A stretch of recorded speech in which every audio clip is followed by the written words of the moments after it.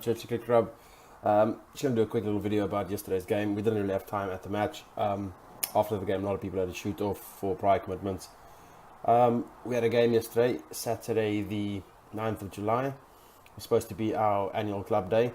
However, due to problems with numbers and so on, we ended up just having a friendly match against the Suffolk Swans. This is a normal team we play our club T20 against. Unfortunately, yesterday, not a good day for Churchley from the start. Ended up playing with only 8 players. One of their guys ended up fielding for sort of almost half a match for us. It's just that time of year, I guess. A lot of people got other stuff going on, work and family commitments and so on. But nevertheless, we had a match. Churchley took on Suffolk Swans in a 35 over match due to a bit of a late start. The team for Churchley was Lee Wilkinson, Ray Dial, John Woolgar, Pasang Sherpa, Rob Stewart, Stephen Woolgar, Ben Cross, and then myself and AJ Screaming Shane Machie. Churchley decided to let the Swans bat first, as they mistakenly told us that they're all extremely hungover. And me being captain for the day, thought I'd take advantage of that and get stuck into them early. Unfortunately, wasn't the case. Suffolk Swans stuck it through, managing to last, I think, just about their full 40 overs, and managing to get to a score that was probably slightly out of our reach given the amount of players we had. We'll get into that in a second. So Churchley went out first to have a bowl. As usual, we opened with Lee Wilkinson and myself. Lee got off to a steady start. Opening pair of, let's have a look, Barnes and Noor. I don't know if I'm saying that right. Got off to a steady start. A couple of maidens to start things off with. A couple of dots balls from Lee. And then soon after that, I came on for my first over, second over from the car park end, I believe, or the hedge end, or whatever they want to call it. Bit of luck, I managed to strike on my very first ball. I like to claim it was an in-swinging Yorker that deceived the batsman in both flight and pace and all that stuff. But let's be fair, it's Churchley's pitch. You put it on the same place twice, you're going to get 4 different results. Nevertheless, managed to get one to nip in at batsman number 2, Noor, who was bowled first ball for a golden duck. So early breakthrough for Churchley.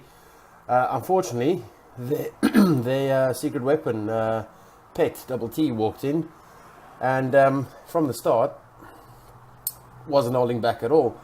He ended up going on to score 135.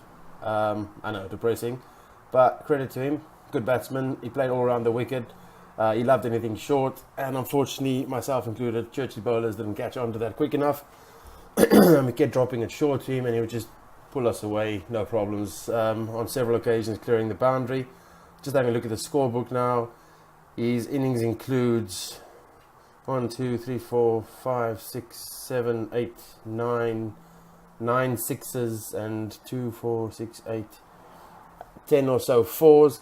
Eventually holding out to, I believe it was Ben Cross on the boundary of the bowling of Rob Stewart, actually. Stewie got a wicket.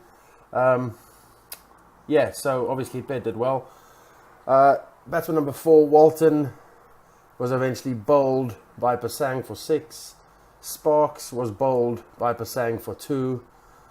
Bowler number 7, Jono, who was actually the guy that fielded for us, was eventually trapped LBW for 13 off the bowling of Joe Woolgar. Louis,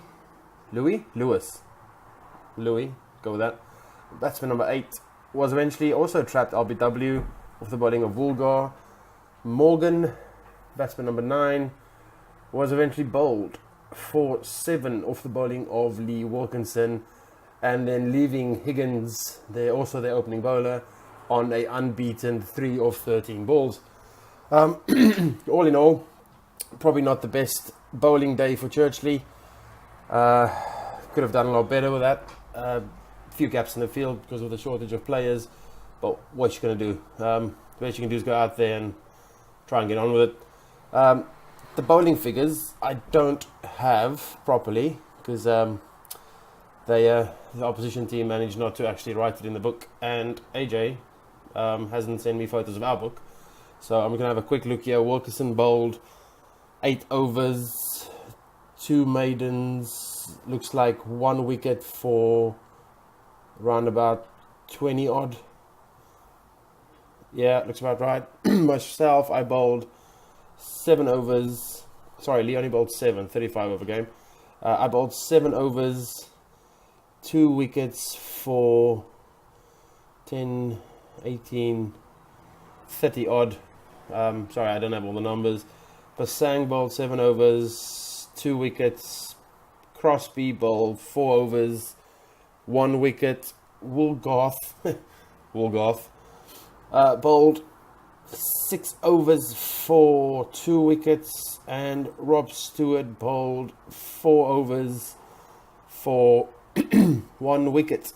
Stewie took a bit of tap. I asked him to do something that he's not used to doing. I asked him to try and take a bit of pace off the ball. They were seeing the ball really nicely. I thought maybe with a bit of variation we'd be able to trick them out. Unfortunately, this was during Petzl's stand, and he was going full guns. All credit to him. Can't take anything away from that. Played quite well. All in all, not the best bowling performance for Churchley. Normally, bowling is our strong point. We sort of pride ourselves on getting the drinks 3 or 4 down with a score of about 50 odd. I think the best we've done so far is we've restricted the first 20 to 40 or something, which is normally what we rely on. However, that was not to be the case. So Churchley was set a total of, let's have a look, 239 apparently. Yeah, 239 in 34.3 overs. So yeah, not the best sort of atmosphere in the clubhouse for teas, but as always, Churchley shines through. We cracked on with what we had to do, had a laugh, had some amazing teas. Crosby and AJ and myself sorting out lunch on yesterday. After about half an hour break, Churchley took on the mammoth task of chasing down the required 240 runs of 35 overs. Openers for the day, Lee Wilkinson and Uncle Ray Dale volunteered. Lee doesn't really have a choice. He's the opening batsman, so he's going to open anyway. Uncle Ray volunteered to go in with him, and didn't take him long to prove that class never gets old. Anything short, Uncle Ray was onto it in an instant, casually pulling it through to the boundary with ease, actually, even on our ground.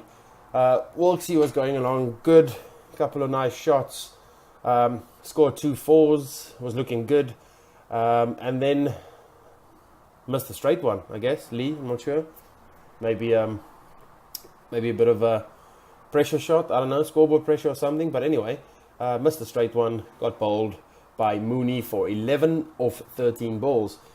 Uncle Ray kept going. He was joined in the middle by Joe Woolgar, who had arrived for the game. Joe was looking good, looking really confident out there. He was having fun. He looked like he was up for a score today, and he was putting the ball away.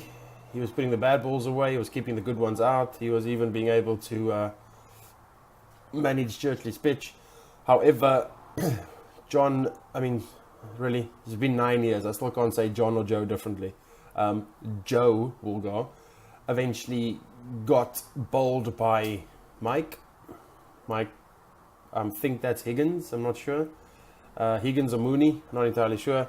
Eventually got bowled for 29 off 49 balls. Innings that included 5 fours.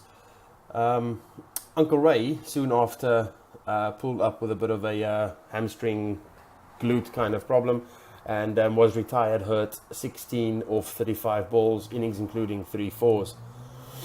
Next in was the Nepalese Lightning, the Korean Thunder, Pasang Sherpa, who wanted to go up the order a bit, so we figured, you know what, he's earned his spot, let's give him a go. Went in at 4, was looking fairly comfortable, got off the strike quite easily, kept the good balls out, He was doing quite well. Eventually, Pasang fell for 10 to the bowling of Mike once again. And that's 10 of 2 balls, innings of 2 fours, going at a decent strike rate of 100%, obviously. In came Boom Boom Stewart, Mr. Big Hit. Normally Mr. Reliable when he gets going. If he hits the ball, it's gone. New ball, please, don't even bother looking. Stewie, in true fashion, had a couple of wafts at a few outside off.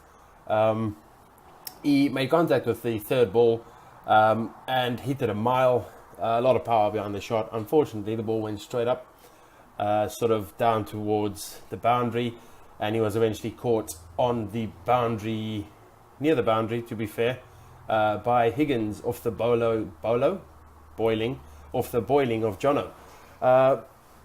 Stewart, unfortunately, had a duck of 3 balls.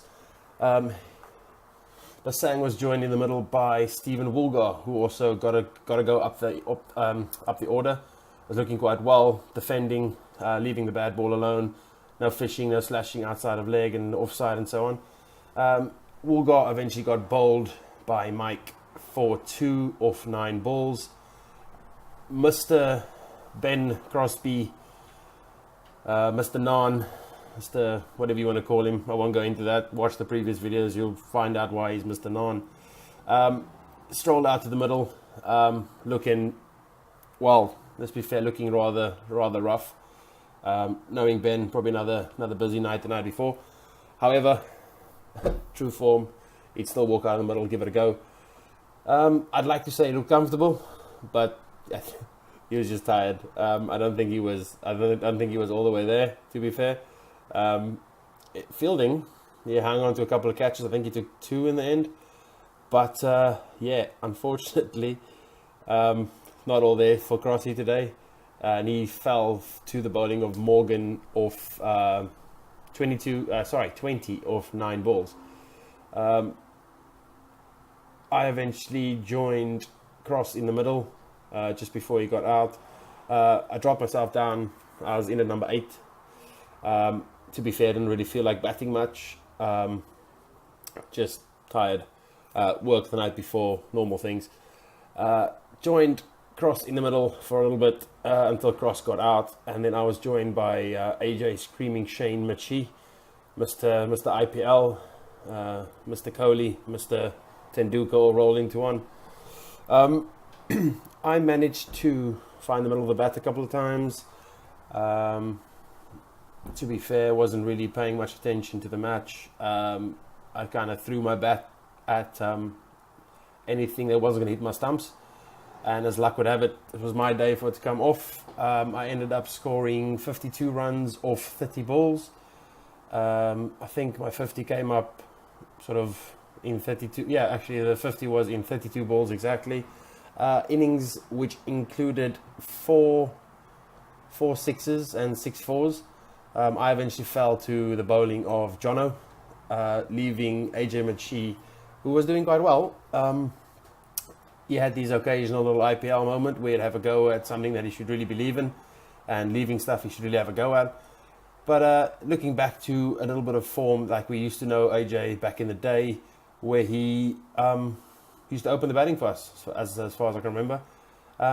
He's getting back there, slowly but surely, putting in the work. Eventually not out 17 of 25 balls, innings which included 3 fours, leaving Churchley on 155 for 7. And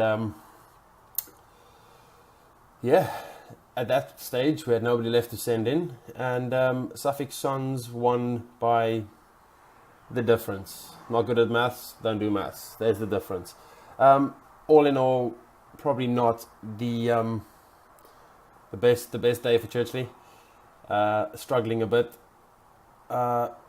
Different day. Full field. All our players probably would have been a bit more competitive. The batsman Pet that scored the 135 was given a lot of freedom. As much as I tried captaining the day, as much as I tried plugging the gaps with 8 or 9 people on the field, you're always going to struggle. You're going to have to sacrifice fine leg or third man. You're going to have no slips in place. You're going to be sacrificing position somewhere to cover something somewhere else, and more than not, you end up ball chasing. They hit one thing, eat one through the covers, you tend to plug that hole, then they just flick it behind square, you plug that hole. So the whole day was a bit of a mix-up as to trying to get stuff into position and so on. On the plus side, not the worst sort of batting performance. A couple of people getting into double figures, a couple of partnerships, a partnership between Uncle Ray and Joe of 40, and a partnership between myself and Mr. Screaming Shane Machi of 71. So we gave it a go. We did our best. To be fair, probably be a different game had we had a full team and so on.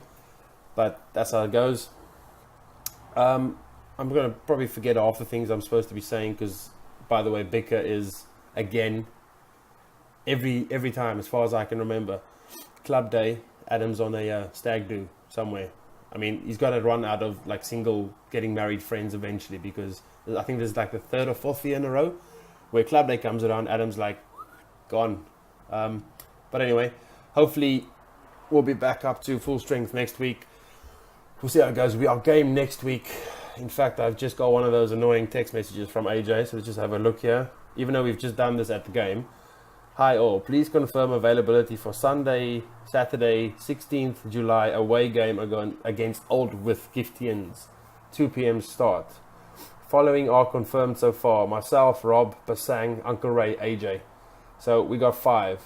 God, we need 6 more gents. We don't want another game with 8 or 9 people. So if you're available, send Machi one of those messages back. In fact, send him at least 7. Just keep sending them. Actually, everybody that watches this video that had his number, just send him a random message. Couple of messages, just, a little bit of revenge. Anyway, I've pretty much run out of stuff to say. I think I've covered most of it. Not the best performance by Churchley. Couple of bowling performances. 2 wickets.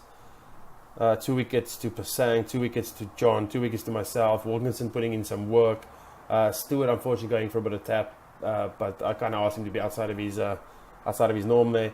A few batting performances. John Woolgar 29 of 49, and luckily for once myself, a 52 of 30 balls, which was I'm not going to lie, it was a lot of fun. Unfortunately, falling a little bit short. To be fair, the partnership at the end of 71 between myself and AJ at least put us into a reasonably respectable position, all obviously set up by the work that had been done previous. Again, Suffolk Swans played well, probably the deserved team on the day. Other than that, hopefully our game next week against Aldworth Giftians, it's an away game. It's a nice ground. I have not actually played there myself. I've heard about it quite a bit. Please, if you're available, seriously, get hold of AJ. Send him as many messages as you can, and just let him know what's going on. Sorry, random sort of sticker messages on on Facebook. Right, that's pretty much all I got for you guys today. So hopefully, like I said, I'm already good at these videos, so hopefully there's something in there that you can use. Gives you a bit of an idea what's going on. We haven't had a cow corner in 2 or 3 weeks. I think that's probably because Mr. Bick's been busy. Hopefully we'll get those out. I think the last one we had was before our tour. To be fair, there's been a few cancelled games since then. Rain delays and sort of player problems. Hopefully we'll get another one in there soon. And hopefully I'll see you guys next week. Away game, Aldworth Giftians, 2 p.m. start. Please get hold of AJ. Let's get a team out for this one. There's not a lot of games left. I know football season, pre-season starting up for some of the lads. But if you can, please let's just sort of try and play these last few games with a full team. Yeah, I think that's it. Don't really know what else to say. I'll see you guys next week, and have a good week.